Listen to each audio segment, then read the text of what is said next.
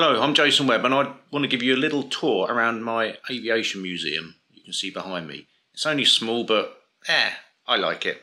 So let's have a look at what I've got here.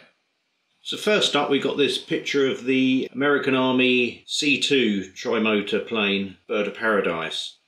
This was the first aircraft to successfully fly from mainland United States to Hawaii, as in 1927, and the American Army C-2 was a variation of the Fokker F-7 trimotor. And this is an original press photograph that was taken on the day that the Bird of Paradise left, and this is flying over the Golden Gate area of San Francisco. This was before the Golden Gate Bridge was built. The text on the back of the photo sort of speaks about the trip in the future tense, because obviously the photo was published before the flight was completed. And then down here we've got another photo, which is the Bird of Paradise after it arrived in Hawaii, and this was a photo taken by a soldier at Wheeler Field in Hawaii after the Bird of Paradise had arrived. And an additional photo I've got that's not in the not in a frame is this original press photograph of the pilot and navigator of Bird of Paradise, which, if I just turn over to the back, you'll see was Lester Maitland and Albert Hegenberger. And again, this was an original press photograph.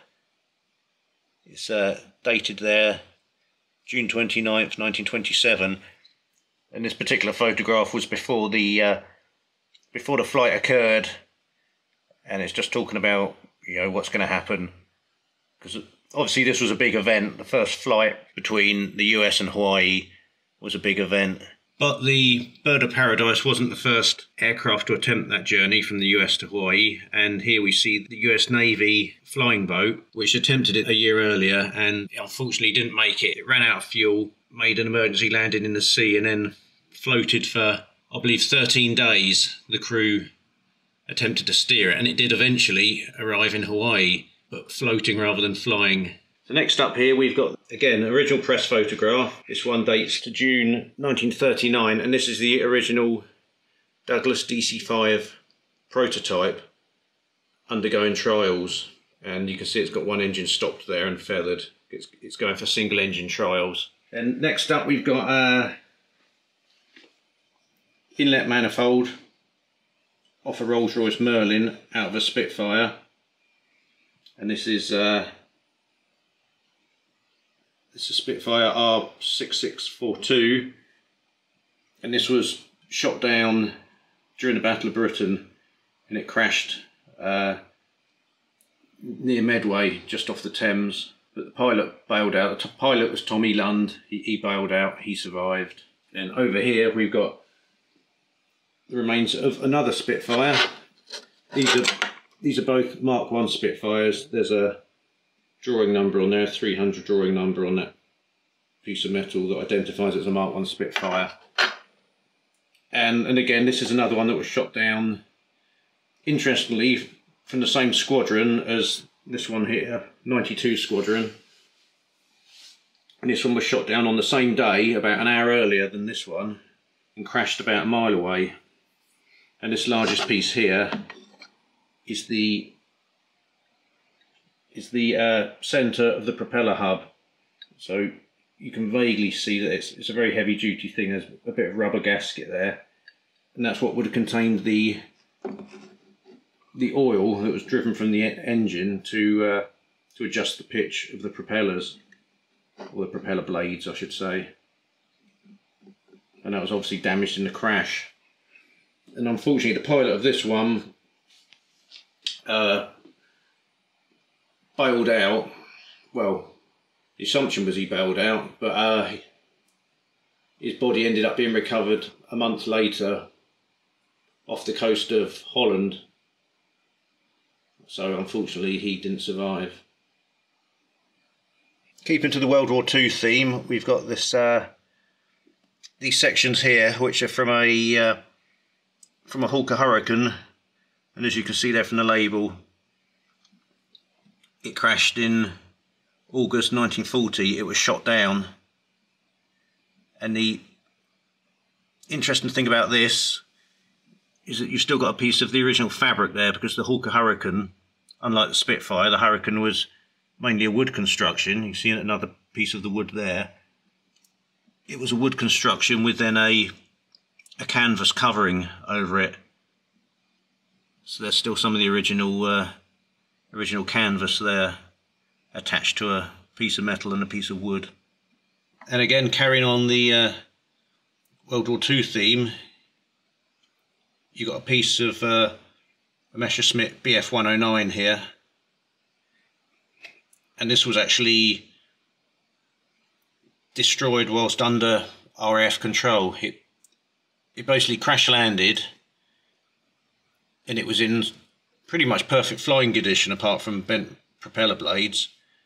So then the RAF took control of it, repainted it into RAF colours, and it was taking part in test exercises up against a Spitfire when it unfortunately crashed and was destroyed. And that was being flown by a Polish pilot who was flying for the RAF, who unfortunately perished in the accident. Now, I believe the paintwork that you can see here, I just shine a bit of light on it. The paintwork you can see here, I believe, is the original Luftwaffe paint, because even though this was it was repainted in RAF colours, I believe that the paint used by the RAF wasn't as durable as the original Messerschmitt paint job. So I believe that green that you can see there is the original Luftwaffe paintwork.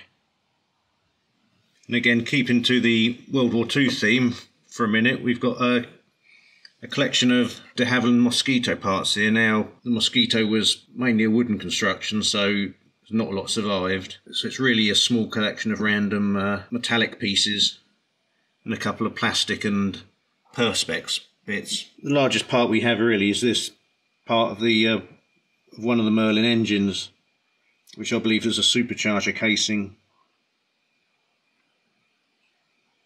And then keeping going with the aviation history, we've got an original press photograph of Amy Johnson there. And this particular photograph, according to the information on the back, was taken in January 1930. And this was actually to commemorate Amy becoming the first woman to receive the Air Ministry's Ground Engineer Certificate. So this was approximately 6 months before she actually made her famous flight to Australia. This was just her achievement of becoming a licensed ground mechanic. Keeping the Amy Johnson theme going, we have this tiny little pin badge that was created to commemorate her flight to Australia.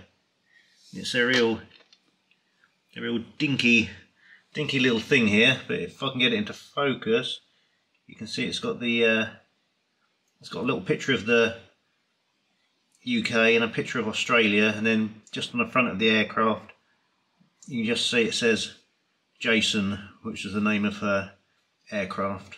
And I've got to say, that's a very good name. And then on the back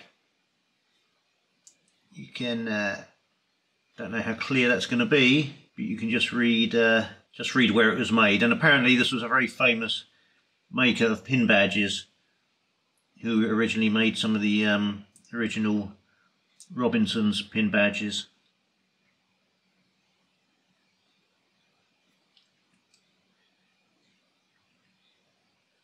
So there you go, that dates back to 1930.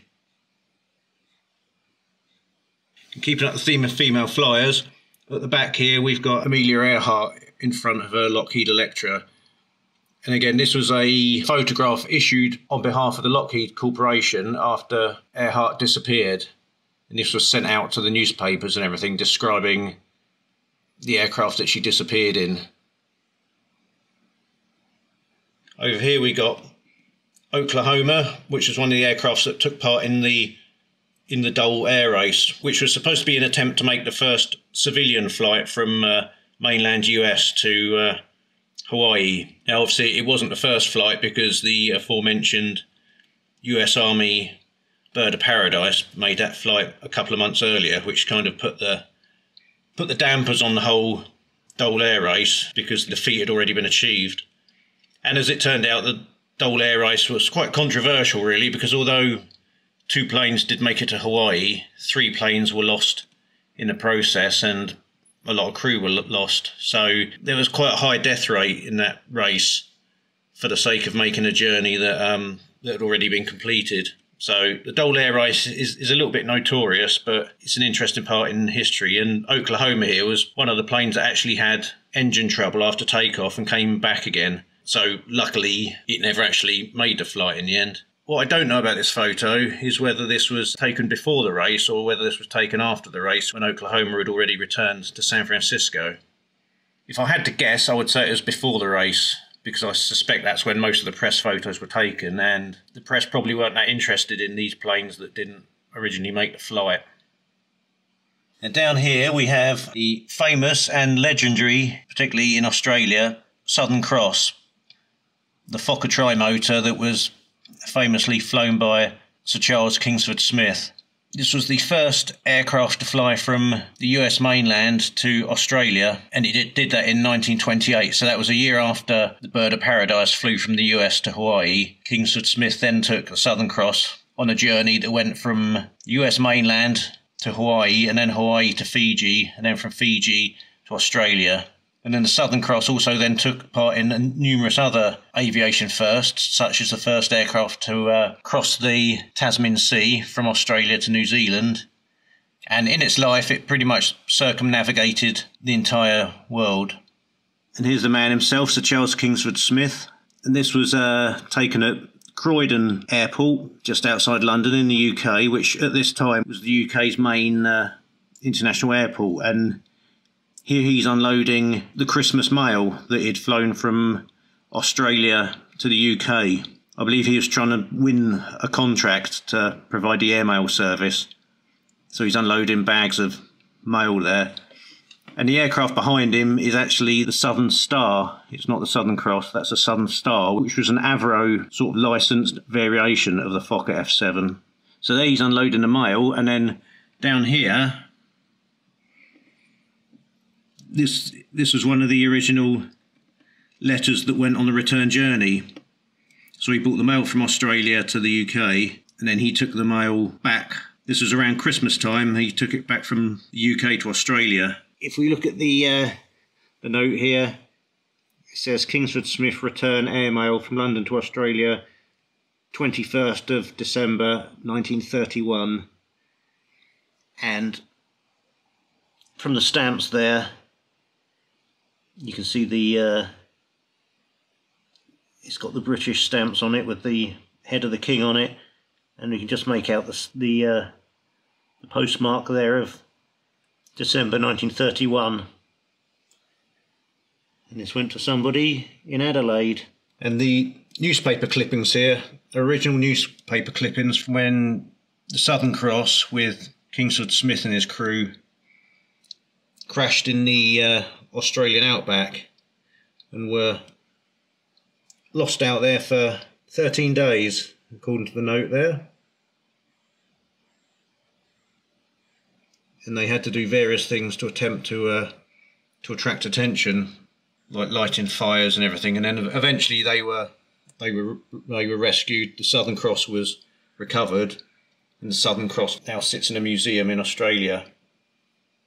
Well, there you go. That's just a little quick look at my aviation museum here. If you'd like to know any more about any of the particular pieces here, why not drop me a comment, and I'll make another video going into more detail about some specific things. But anyway, if you've enjoyed this, give it a like, consider subscribing here, and I'll see you soon. Take care.